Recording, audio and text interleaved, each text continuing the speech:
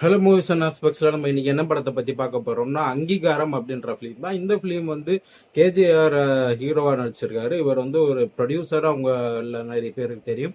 ஆரம் மூவி, அப்புறம் தல அஜித் நடிச்ச விஸ்வாசம், இந்த ஃபிலிம்லாம் டைரக்ட் பண்ண, இது ப்ரொடியூஸ் பண்ண கொடப்பாடி ஜே ராஜேஷ் குமார்னு ஒரு ஃபுல் நேம். கேஜிஆர்னு தான் படத்தில் இப்போ போட்டிருக்காங்க. ஸோ அவர் வந்து ஹீரோவாக வந்து ஃபர்ஸ்ட் டைம் இன்ட்ரடியூஸ் ஆகிறாரு. அண்ட் இந்த படத்தை வந்து தென்பதியான் அப்படின்றவர் டைரக்ட் பண்ணியிருக்காரு. இவர் வந்து ஒரு நியூ ஃபேஸ் போல. இது வந்து இந்த படத்தோட கதையை பற்றி சொல்லணும்னா, இது வந்து ஒரு இந்தியாவில் மற்ற ஸ்போர்ட்ஸ் வந்து கிரிக்கெட்டால் எவ்வளோ பாதிக்கப்படுது, அண்ட் ஸ்போர்ட்ஸ் துறைகளெல்லாம் இருக்கக்கூடியவங்க எந்த அளவு வந்து ஒரு அவங்க பண்ணக்கூடிய ஊழல்களால் வந்து ஸ்போர்ட்ஸ் பர்சன்ஸ்லாம் வந்து எவ்வளோ பாதிக்கப்படுறாங்க. குறிப்பாக வந்து கிரிக்கெட்டை தவிர மற்ற ஸ்போர்ட்ஸ் விளையாடக்கூடியவங்க, அத்லட்டிக்ஸ் ஆகட்டும் அண்ட் மற்ற ஃபுட்பால், அந்த மாதிரி எவ்வளோ கேம்ஸ் இருக்குது. பட் வந்து இந்தியாவிலேயே கிரிக்கெட்டுக்கு மட்டும் இம்பார்ட்டன்ஸாக இருக்குது. மற்ற கேம்ஸ்லாம் வந்து ஏன் இந்த மாதிரி இருக்குது அப்படின்ட்டு ஒரு இந்திய அரசாங்கத்தை எதிர்த்து ஒரு கேள்வி கேட்குற படமாக தான் இந்த படம் இருக்குது. அந்த படத்தோட கதையுமே அதுதான். கேஜிஆர் வந்து ஒரு ரொம்ப ஏழ்மையான ஃபேமிலியிலேருந்து அத்லட்டிக்ஸில், ரன்னிங் ரேஸில் வந்து எப்படியாச்சும் சாதிக்கணும்னு நினைக்கிறாரு. நேஷ்னல் லெவல்லையும் சரி, ஸ்டேட் லெவல்லையும் நிறைய மெடல்ஸ்லாம் வாங்கியிருக்காரு. காமன்வெல்த் கேம்ஸ் கிட்ட வந்து அவர் நேஷனல்ல ஜெயிச்சு காமன்வெல்த்தில் விளையாடலான்னு ரொம்ப ஆசையாக இருக்கிறப்ப என்ன ஆகுதுன்னா வந்து அவருக்கு ஹாம்ஸ்ட்ரிங் இன்ஜுரி வந்துடுது. அண்ட் அதுக்கப்புறம் வந்து அவரால் வந்து காமன்வெல்த்லேருந்து அவர் பேர் எடுத்துடுறாங்க. பட் அவர் வந்து காமன்வெல்த் நடக்க ஒன்று 8 மந்த்ஸ் இருக்குன்னு அதுக்குள்ளே ரெக்கவரி ஆகி வந்துடுன்னு சொல்லி அதே மாதிரி ரெக்கவரியும் ஆகி வந்து அந்த சர்டிஃபிகேட்ஸையும் கொடுக்குறாரு, இப்போ நான் ஃபிட்டாக இருக்கேன் அப்படின்ட்டு. பட் இருந்தாலும் வந்து அந்த ஸ்போர்ட்ஸ் மினிஸ்ட்ரியில் இருக்கக்கூடிய பாலிடிக்ஸ்னால வந்து அவரை வந்து விளையாட வைக்க மாட்டேன்றாங்க. ஸோ வந்து அவர் வந்து அதை எவ்வளோ ட்ரை பண்ணி எம்எல்ஏவை பார்த்து, மினிஸ்டரை பார்த்து, ஸ்போர்ட்ஸ் மினிஸ்டரை பார்த்துலாம் எப்படியாச்சும் இது பண்ணலாம்னு நினைக்கிறேன். எதுவும் ஒர்க் அவுட் ஆகல. ஸோ லாஸ்ட் சான்ஸாக கோர்ட்டை வந்து முறையிடுறாரு. அண்ட் கோர்ட்டுக்கு போய் வந்து அவர் இந்த மாதிரி ஒரு கேஸ் போட்டு இந்த மாதிரி எல்லா தகுதியும் இருந்தும் என்னை விளையாட விடலை அப்படின்ட்டு போடுறாரு. அதுக்கப்புறம் வந்து ஒரு ஸ்போர்ட்ஸ் ட்ராமாவாக ஆரம்பிக்கிற படம் வந்து அதுக்கப்புறம் இன்டர்வல் பாயிண்ட்டுக்கு அப்புறம் கோர்ட் ரூம் ட்ராமாவாக மாறிடுது.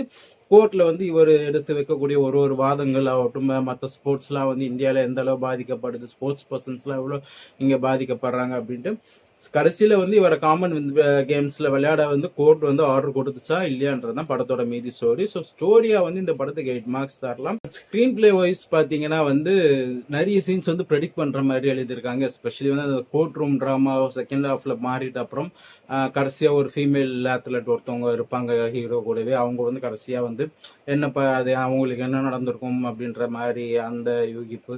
அண்ட் அதுக்கப்புறமே வந்து இவர் வந்து கடைசியாக கோர்ட் வந்து இவர் ட்ரையல் பார்க்கறதுக்கு பெர்மிஷன் கொடுத்தவொன்னா கண்டிப்பாக அதுக்கு வந்து இடைஞ்சலாம் என்னென்ன பண்ணுவாங்க. அண்ட் அடியாட்களை வச்சு அவர் அடிக்க பார்ப்பாங்க. இதெல்லாம் வந்து யூஸ்வலாக ஒரு ஜென்ரல் ஆடியன்ஸ் வந்து அவங்களே வந்து இதெல்லாம் வந்து தெரிஞ்சுக்கிற மாதிரியான ஒரு ரொம்ப ப்ரெடிக்டபுளான ஸ்க்ரீன் பிளேவாக இருக்கிறதுனால பெருசாக வந்து நம்ம வந்து ஒன்ற முடியல. நான் நிறைய ரிவ்யூஸ் பார்த்தேன்னா வந்து சூப்பராக இருக்குது, பயங்கரமாக இருக்குது, மஸ்ட் வாட்ச் அப்படின்லாம். பட் இந்த மாதிரியான ஸ்போர்ட்ஸ் பாலிடிக்ஸ்லாம் வந்து நம்ம நிறைய படத்தில் பார்த்துருக்கோம் தான் நான் சொல்லுவேன். பட் வந்து நல்ல எஃபோர்ட் தான் ஹீரோ கேஜிஆர் வந்து நல்ல எஃபோர்ட் போட்டு பண்ணியிருக்காரு. அண்ட் அவர் வந்து இதில் ஹீரோவாக நடிக்கணும்னு எந்த அவசியமே இல்லை. பட் அவரோட ஆசைக்கோசரம் வந்து பண்ணியிருக்காரு. இது வந்து இன்னொரு ஆல்ரெடி ஒரு நல்ல ஒரு எஸ்டாப்ளிஷ்டான ஹீரோ கொஞ்சம் நமக்கு தெரிஞ்ச ஃபேஸ்லாம் போட்டு எடுத்திருந்தா மேபி படம் ஒன்றுமே நல்லா ரீச் ஆகிருக்கும். அண்ட் இந்த படம் வந்து அன்ஃபார்ச்சுனேட்லி வந்து தியேட்டர்ஸில் நிறைய ஸ்க்ரீன்ஸ் கிடைக்கவே இல்லை. அதுக்கு மெயின் ரீசன் வந்து ஒன்று அவங்க சரியாக ப்ரொமோஷன் பண்ணலை. அண்ட் இன்னொரு விஷயம் என்னன்னா வந்து இவர் ஹீரோவாக நடிச்சது வந்து நிறைய பேருக்கு தெரியாது.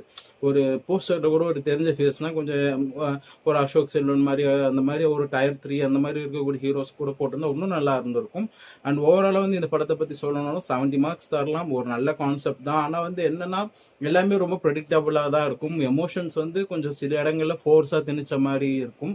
ஸோ வந்து இது எல்லாருக்குமான வாட்ச் கிடையாது. உங்களுக்கு வந்து அந்த ஒரு ஸ்போர்ட்ஸ் ட்ராமா வித் எமோஷனல் கனெக்டோட இருக்கிறது பிடிக்கும் அப்படின்னா கண்டிப்பாக போய் பார்க்கலாம். அண்ட் நிறைய ரிவ்யூஸில் சொல்கிற மாதிரி ரொம்ப சூப்பராக இருக்குது, ரொம்ப இதுவாக இருக்குது. இந்த கொஸ்டின்ஸ்லாம் வந்து ஆல்ரெடி நிறைய படங்களில் கேட்டிருக்காங்க. அந்த கிரிக்கெட்டால் வந்து மற்ற ஸ்போர்ட்ஸ்லாம் பாதிக்கப்படுறது நம்ம எல்லாருக்குமே தெரிஞ்ச விஷயம். ஸோ அதே வந்து நிறைய படங்களில் பேசியே இருக்காங்க. ஸோ எனக்கு இந்த படத்தில் வந்து பெருசாக ரொம்ப வந்து ஒரு இன்ட்ரெஸ்டிங்காக புதுசாக எதுவும் தெரில. ரொம்ப ப்ரெடிக்டபுளாக தான் எனக்கு போச்சு. நீங்கள் இந்த படத்தை பார்த்தீங்கன்னா உங்களோட கமெண்ட்ஸை வந்து எனக்கு கமெண்ட்டில் சொல்லுங்கள். தேங்க்ஸ், பாய்.